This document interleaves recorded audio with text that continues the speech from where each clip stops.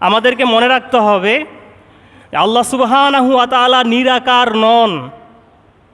আল্লাহ সুবহানাহু ওয়া তাআলার আকার আকৃতি রয়েছে।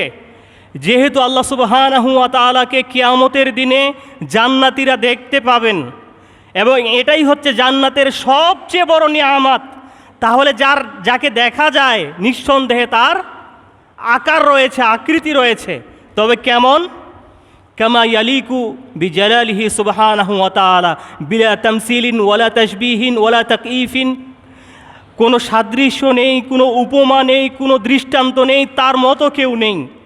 তিনি তার মতন, লাইসা কামিসলিহি শাই, তার মতো কোনো কিছুই নেই, তার কোনো তুলনা নেই, তার কোনো উদাহরণ নেই, তার কোনো দৃষ্টান্ত নেই, তার কোনো উপমা নেই।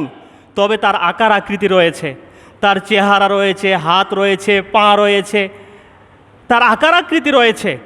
সুতরাং যারা বলে আল্লাহর আকার আকৃতি নেই, আল্লাহ নিরাকার, তারা কোরআনের বিধানকে অস্বীকার করে, তারা সরাসরি কোরআনের বিধানকে অস্বীকার করে। আল্লাহর আকার আকৃতি রয়েছে কেমন সেটা আমরা জানি না। আমার আকার আকৃতির মতো নয়, আমার চেহারা আমার হাত পায়ের মতো নয়। যেমনটা আল্লাহর জন্য মানানসই, যেমনটা তার জন্য স্বভাব হয়, তিনি ঠিক ওই রকম।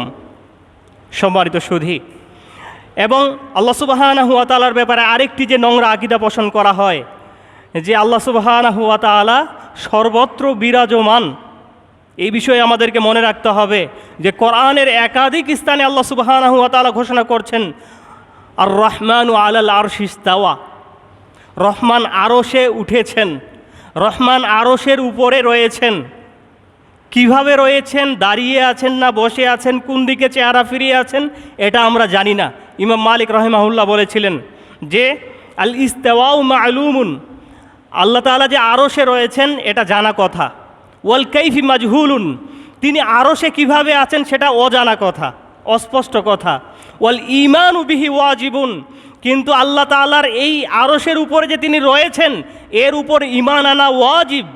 ওয়াসসুআলু আনহু বিদআতুন, আর যে ব্যক্তি আল্লাহ কিভাবে আছেন, দাঁড়িয়ে আছেন না বসে আছেন, কোন দিকে চেহারা ফিরিয়ে আছেন, এই বিষয়ে যে প্রশ্ন করবে সে বিদআত করবে। তাহলে আল্লাহর ব্যাপারে এই আকীদাগুলো আমাদেরকে জানতে হবে। যেই আল্লাহর ইবাদত করি, যেই আল্লাহর প্রতি বিশ্বাস রাখি, সেই আল্লাহর ব্যাপারে আমাদেরকে সঠিক বিশ্বাস, সঠিক আকীদা পোষণ করতে হবে এবং এই জ্ঞান অর্জন করতে হবে।